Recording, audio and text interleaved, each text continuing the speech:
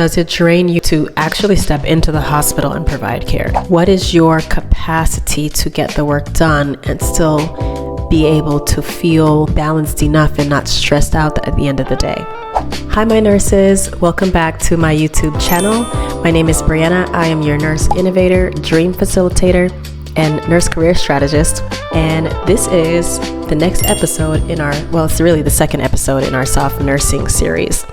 In the first episode, I talked about what soft nursing means. And soft nursing, while it might have a general definition, obviously, we're not working so hard as nurses. Soft nursing also has something specific to your unique experience that makes life easier for you. And so I want to talk about the self-awareness that most nurses skip before they start this journey towards their soft nursing experience. I almost wanted to title this video, what do I want to title it? Do you need a dream nurse job, or do you need a dream nurse season? Because there are so many changes in life that happen, right? We could land a dream job and then a year or 2 years in, get either burned out, get tired, all of a sudden need to have more pay, or desire to step it up and utilize some nursing leadership skills, or even step it down and just say, I need to be at home for a while, too much stimulus. I'm not trying to work with all these people and all these patients, but I still want to make a difference, right? But during this self-awareness process, here are the questions that I want you to think about are: what drains you? What stabilizes you or what energizes you? The kind of season that you're in right now, overall in general, what it means for you right now to have work-life balance. If you're needing structure or flexibility, that's number 4. And the capacity that you have right now in terms of work. A lot of times when you start to get paid more, you're actually adding on more responsibilities. That might not be true of every position, but it's pretty common. So I want you to start thinking about your capacity. And then the next one is, are you in an area where you're getting ready to step into more leadership? Are you leadership driven at this point? And lastly, are you interested in work that is structured or currently spontaneous? So let's go over each of those briefly. What drains you? That could be, it actually drains you to sit down and chart, pull up the EHR and chart on every patient every time that you've seen a patient.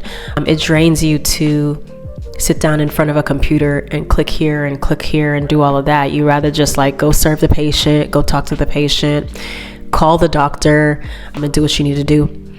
Or it actually drains you when you're having too many patients on your shift, right? So the nursing to patient staff ratio is off. So maybe the work at work doesn't drain you on your unit, but the amount of patients that you have to juggle right now is draining you. Does it drain you to step into the hospital and provide care? Is it draining you right now to step into the clinic and provide care? Is it draining you to pick up that call because you're working from home and talk to patients directly? Right now, what is actually draining you? And then what actually energizes you?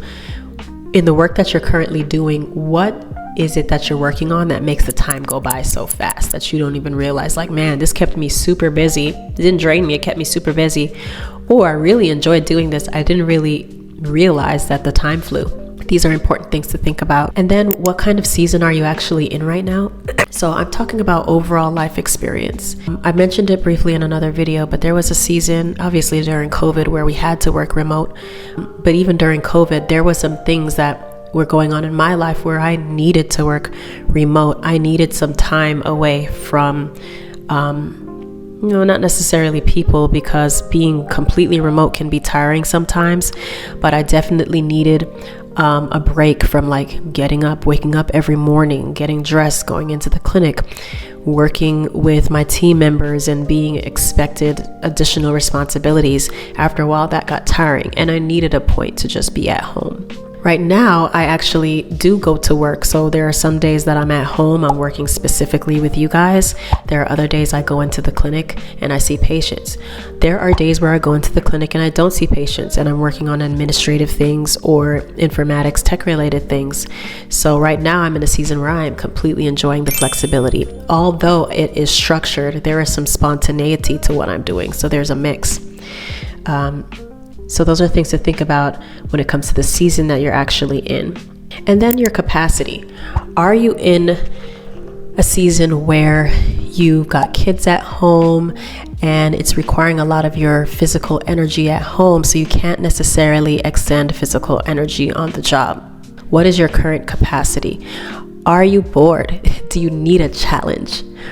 Do you need to have hybrid work where you're going into work, working with patients, and maybe staying at home and doing some case management after you go out into the field and see those patients? Do you need to be in a clinic amongst other people?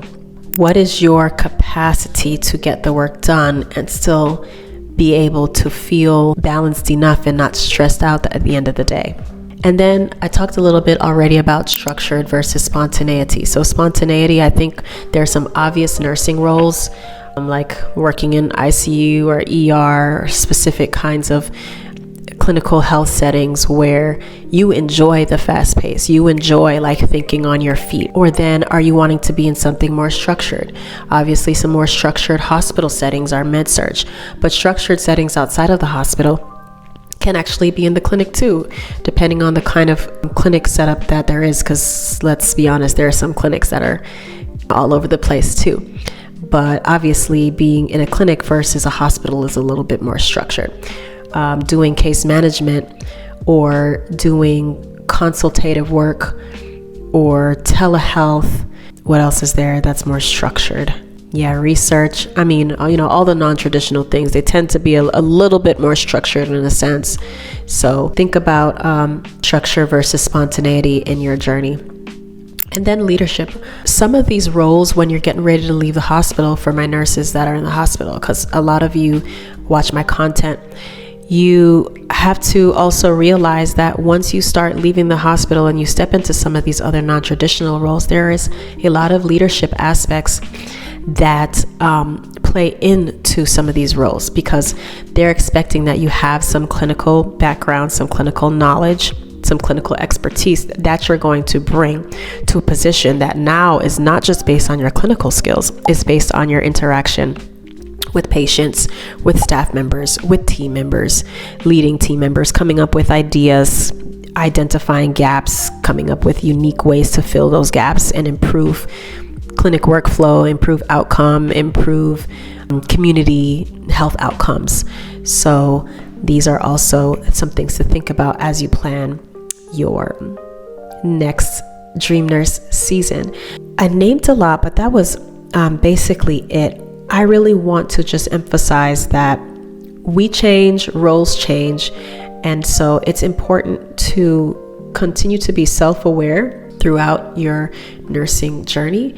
And I'd be really curious to know a little bit about where you are right now and how I can assist you in moving towards your next Dream Nurse season. I created a next Dream Nurse guide that includes prompts for you to think about, prompts for you to write down.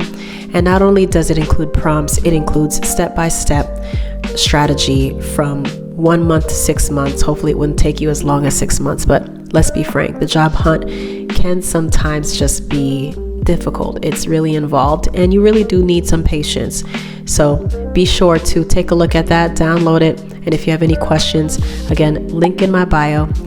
And I look forward to talking with some of you all. I hope that you found this video helpful. Please like, subscribe, share, comment, and I will see you on the next episode. All right. Thanks so much.